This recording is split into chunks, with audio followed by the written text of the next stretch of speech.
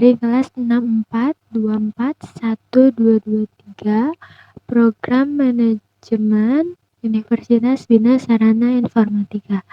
Jadi di sini aku akan menjelaskan atau menganalisis studi kasus. Jadi di sini ada 2 studi kasus, yaitu studi kasus pertama itu tentang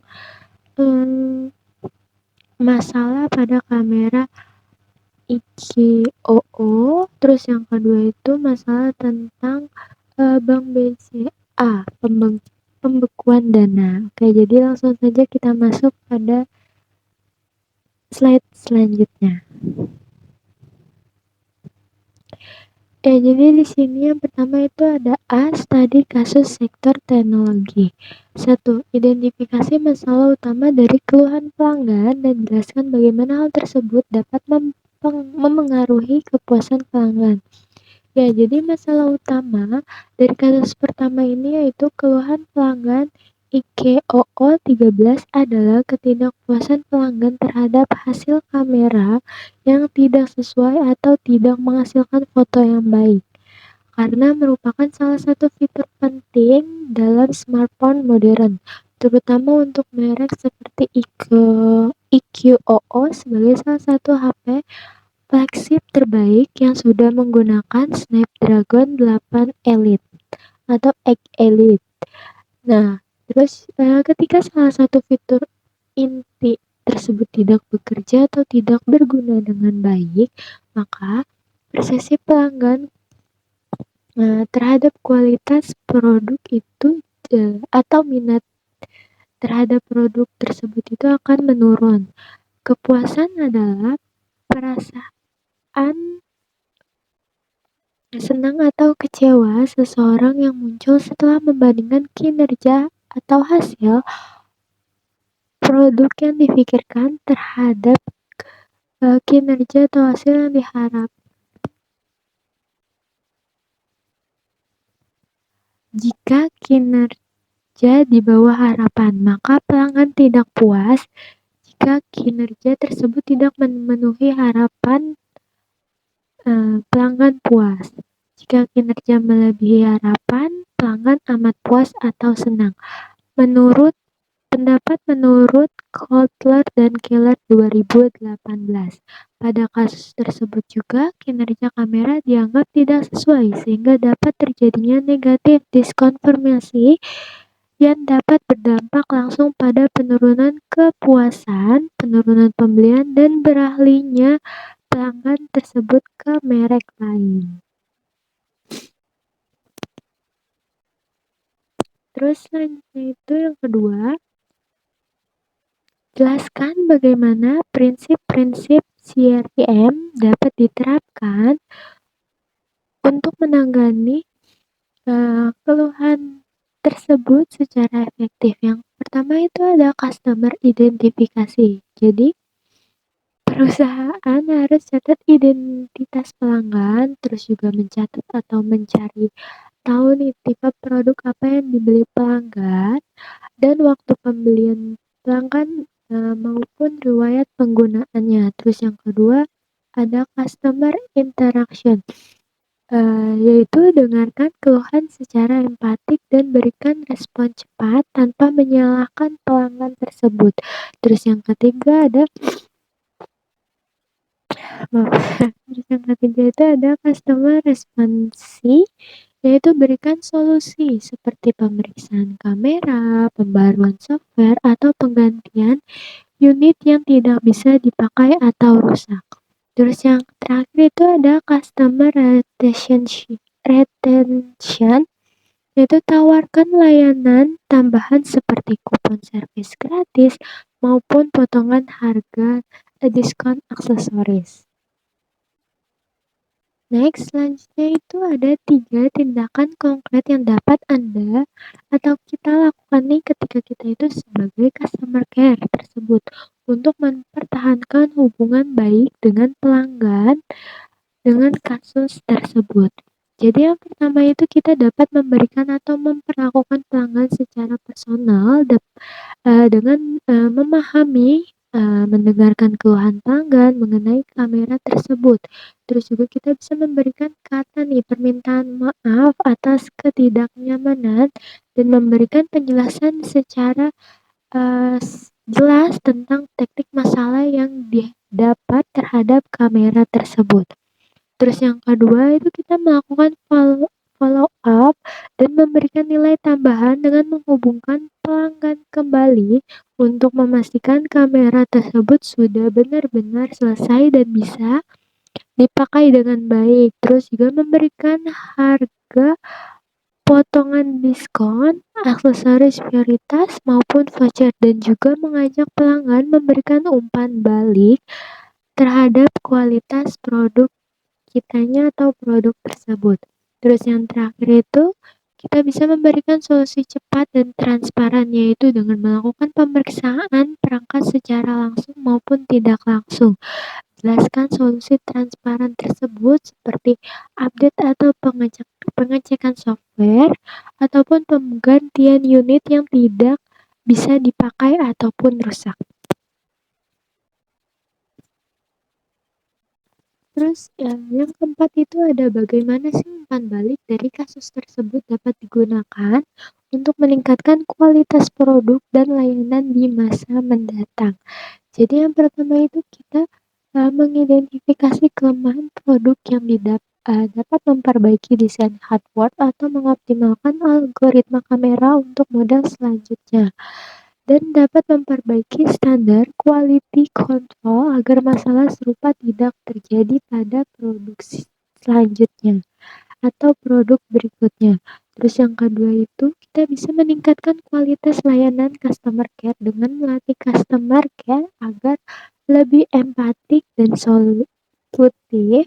Terus yang ketiga mengembangkan inovasi fitur, yaitu dengan memperbaiki fitur kamera dan penyempurnaan teknologi dengan melakukan pengembangan pembaruan software atau update firmware untuk meningkatkan performa kamera. Terus yang terakhir itu kita bisa membangun loyalitas pelanggan dan reputasi perusahaan. Ketika perusahaan menggunakan umpan balik secara aktif, pelanggan merasa dihargai dan didengar. Ini mendorong terbentuknya hubungan yang kuat. Nah, terus kita masuk ke studi kasus yang kedua, yaitu tentang sektor keuangan. Nah, identifikasi masalah utama dalam kasus tersebut yaitu masalah yang dialami oleh kasus tersebut, yaitu nasabah BCA pada kasus ini cukup serius dibanding dengan kasus sebelumnya, kasus teknologi. Nah, masalah yang dialami pada kasus kedua ini yaitu nasabah merasa khawatir nih dan merasa tidak nyaman karena dananya dibekukan oleh pemerintah melalui PPATK. Nah, kategori keluhan yang tepat nih untuk kasus ini yaitu service related complaints. Kenapa? Karena service related complaints merupakan jenis keluhan yang disebabkan oleh buruknya pelayanan yang diberikan di sebuah perusahaan atau di bank BCA tersebut. Alasan kenapa sih pada kasus yang kedua ini masuk pada kategori service related complaint, yaitu karena nasabah tidak mendapatkan penjelasan yang jelas mengenai dan penjelasan mengenai pembekuan dana tersebut. Terus juga tidak mendapatkan pendampingan mengenai langkah-langkah yang harus dilakukan dan juga tidak mendapatkan kepastian waktu penyelesaian. Terus kaitan analisis dengan teori kepuasan pelanggan. Jadi menurut Coulter atau Sunyoto 2013, kepuasan pelanggan adalah tingkat perasaan seseorang setelah membandingkan kinerja atau hasil yang dirasakan dibandingkan dengan harapannya dalam kasus tersebut. Jadi harapan nasabah itu pastinya untuk mendapatkan penjelasan yang jelas ya kan, terus juga untuk mendapatkan kepastian juga, mendapatkan pendampingan dan rasa aman nih mengenai dana yang dimilikinya. Nah, kinerja layanannya itu nasabah tidak mendapatkan edukasi, tidak diberi pendampingan yang jelas, dan informasinya itu terasa terbatas. Yang informasi yang didapatkan oleh nasabah tersebut itu terbatas. Nah, itu menyebabkan terjadinya gap layanan sehingga muncul ketidakpuasan terhadap nasabah tersebut. Nah, ini ada bukti hasil penelitian dari jurnal ilmiah yang relevan nih. Yang pertama itu ada penelitian oleh Tex Brown dan Chandra Sekharan tahun 1998. Nah, penelitian ini itu menunjukkan bahwa keluhan layanan yang tidak ditangani dengan baik itu dapat menurunkan trust dan loyalitas pelanggan. Dalam kasus ini, keluhan muncul karena adanya layanan bank yang tidak mampu memberikan kepastian emosional dan informasi. Terus yang kedua itu ada penelitian oleh Adhardi 2019 yaitu Servqual dalam perbankan. Nah, itu menjelaskan bahwa dimensi asuransi dan empati adalah faktor utama kepuasan nasabah bank. Nah, pada kasus BCA tersebut, yang pertama itu nasabah tidak merasakan asuransi atau kenyamanan dan ketidakjelasan. Terus yang kedua itu nasabah tidak mendapatkan empati nih atau tidak diarahkan menghadapi PPATK. Ini menjelaskan mengapa keluhan tersebut muncul.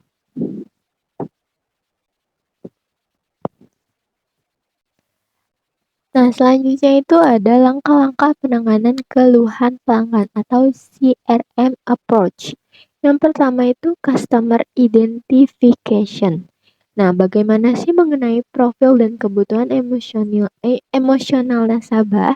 Jadi, untuk mengenali profil ini kita itu bisa dengan mengidentifikasi sih siapa nasabah yang sedang mengalami masalah tersebut. Nah, itu dengan kita bisa mencari seperti mencari nama lengkap, nomor rekening, terus status keanggotaannya, apakah nasabah tersebut itu reguler, prioritas ataupun bisnis. Terus riwayat transaksi dan pola penggunaan rekening, terus juga tujuan transaksi nih yang menyebabkan kenapa dana tersebut itu dibekukan. Nah, identifikasi tersebut itu sesuai dengan teori customer insight yang menurut Paine dan Fromm 2005 yang menekankan pentingnya memahami data pelanggan untuk memberikan layanan yang tepat.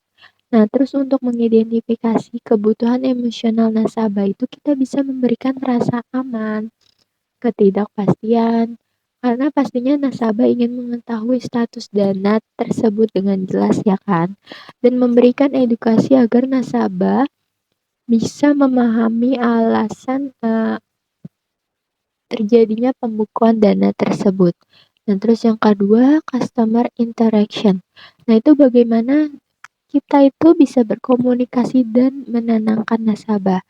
Nah, itu kita bisa menunjukkan empati dari awal, terus juga bisa mendengarkan keluhan nasabah nih tanpa harus menyelaknya. Dan kita juga bisa memberikan penjelasan yang jelas kenapa dana tersebut bisa dibekukan. Terus yang ketiga itu ada customer responses, yaitu tindakan atau solusi yang kita bisa tawarkan sesuai kebijakan bank, yaitu dengan menjelaskan prosedur tentang pembekuan dana tersebut, terus juga memberikan panduan langkah-langkah dan mencatat apa saja sih keluhan yang dialami oleh nasabah tersebut. Terus yang terakhir itu ada customer retention, strategi untuk menjaga kepercayaan dan loyalitas nasabah. Nah, itu setelah penanganan keluhan dilakukan, kita bisa menghubungi nasabah tersebut tentang perkembangan kasus yang dialami nasabah tersebut. Terus juga kita bisa memberikan pendampingan sampai kasus tersebut selesai Terus juga kita harus meningkatkan hubungan jangka panjang seperti memberikan akses layanan prioritas sementara.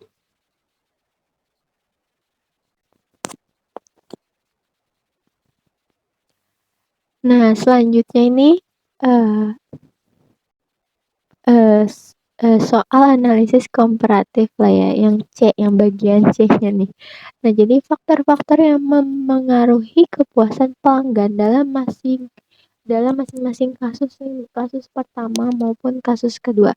Jadi untuk, kasus pertama itu kan kasus yang IQOO 13 pada sektor teknologi, kepuasan pelanggan itu sangat dipengaruhi oleh faktor produk, ya kan. Karena performa kamera itu merupakan fitur inti nih, yang diharapkan konsumen terhadap smartphone flagship tersebut. Nah, menurut customer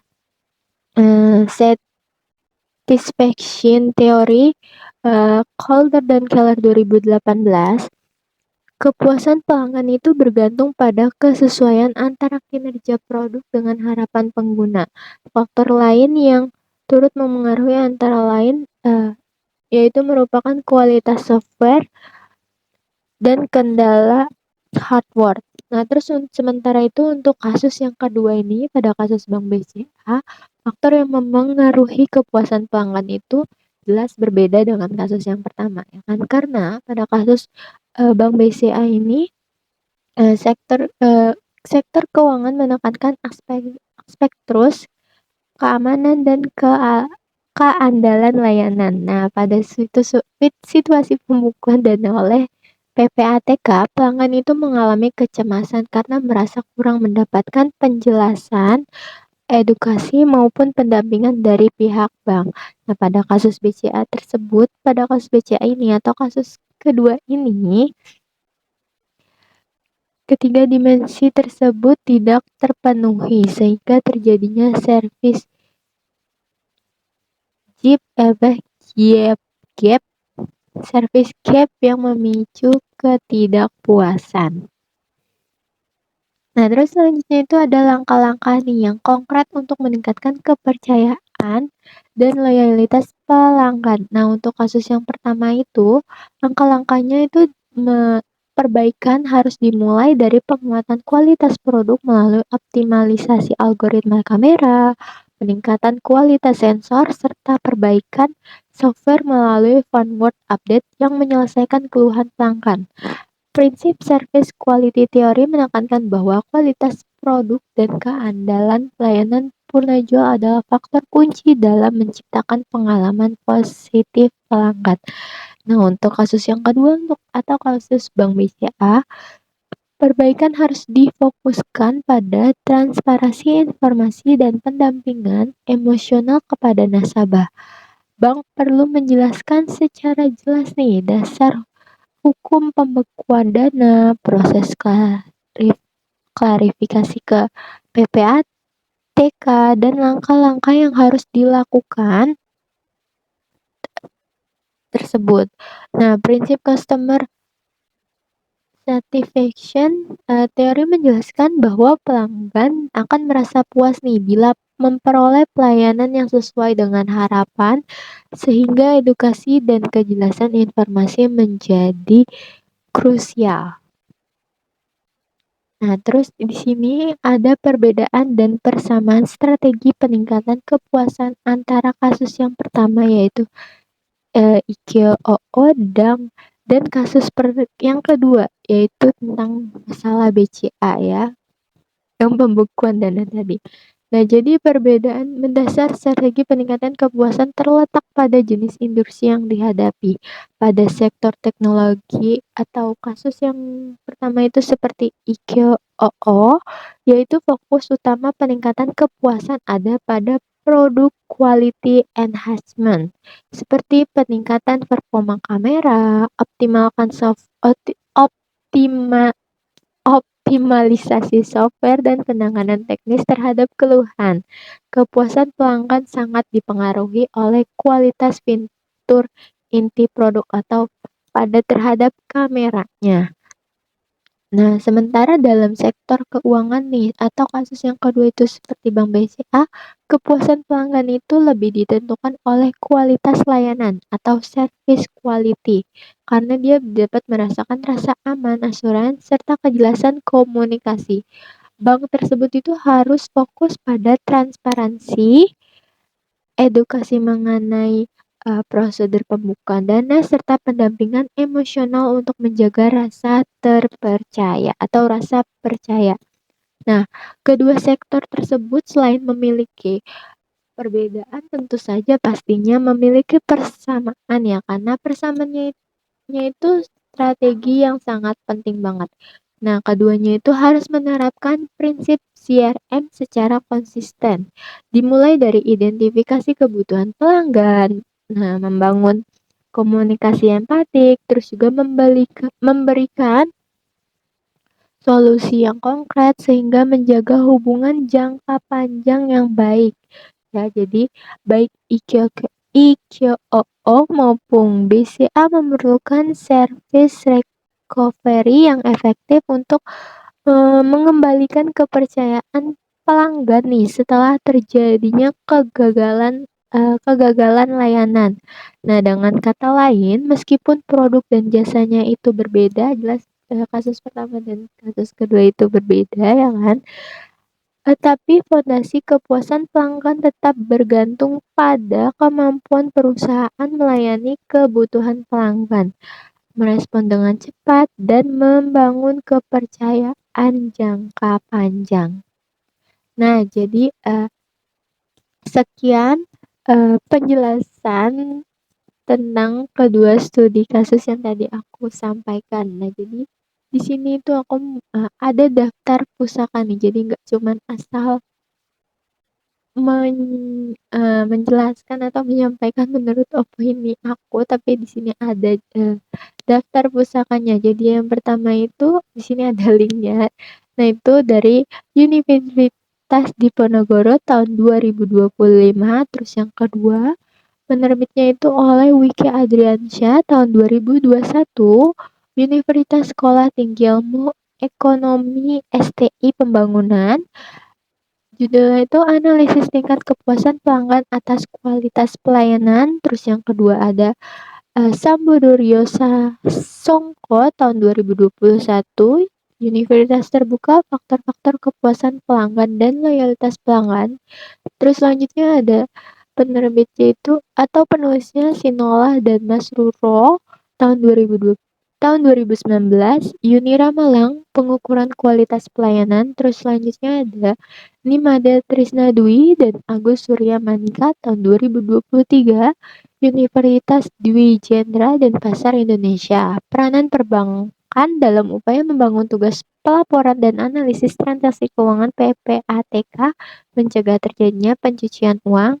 Terus selanjutnya ada Ambar Lukitaningsih 2013, Universitas Sarjana Wijaya Taman Siswa Yogyakarta, Strategi Customer Relationship Management atau CRM, mempertahankan loyalitas pelanggan. Terus selanjutnya ada Akmal Maulana Muhammad 2024, Kampus Akademik Publishing, tentang pentingnya hubungan bisnis dan kualitas layanan dalam meningkatkan kinerja perusahaan di era digital. Terus yang terakhir ada Sofyan Asari Nur, Rani Agustina, Marita Setiawati, Dea Amanda Anggraini, Indah Resdiana, Gabriela Brilian Vitosiana, tahun 2025, Universitas Tidar. Pengembangan Customer Relationship Management atau CRM untuk layanan publik pada pemerintahan desa. Jadi cukup sekian penjelasan tentang atau menganalisis dua studi kasus tersebut. Jadi kurangnya mohon maaf kalau misalkan aku penjelasannya ada yang kurang jelas atau ngomongnya ada yang kurang, mohon dimaafkan. Sekian presentasi dari aku. Terima kasih. Dadah, sampai jumpa.